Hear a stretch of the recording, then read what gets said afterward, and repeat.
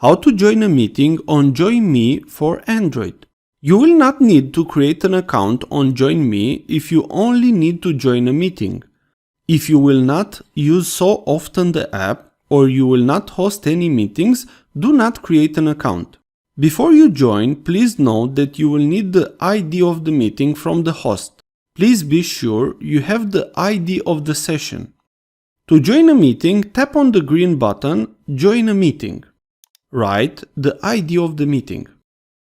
After that, you can check the option from joining. You will be able to activate the connection to Internet Audio and also connect with video. If you do not wish some of this option active, just disable the one you do not need. Tap on Join. You have connected now to a meeting. You have two options at the bottom, camera and microphone. If the buttons are red, then it means you have not connected the camera or microphone. So just tap on these two buttons to activate or deactivate microphone and camera. On the right part, you will have some circles that are the users that are connected. If you tap on one of them, you will see it bigger on your screen. Also, on the top you have the audio option, participant button, and a three dots menu with more options. If you tap on the three dots menu, you will also have the options to chat. Tap on it. You can send a message to all participants.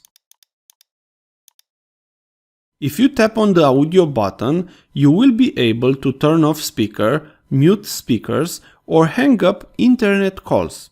Also, near the audio button is the participant button. Here, you will see a list of participants. If you tap on the three dots from yourself, you will be able to change your name or switch camera. If you tap on the three dots from somebody else, you will be able to start the chat and request the presenter role. Also, on the top, you have the option to invite others.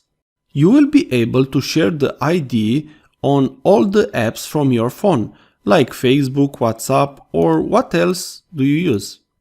To end the meeting, just tap on the X button from the main page.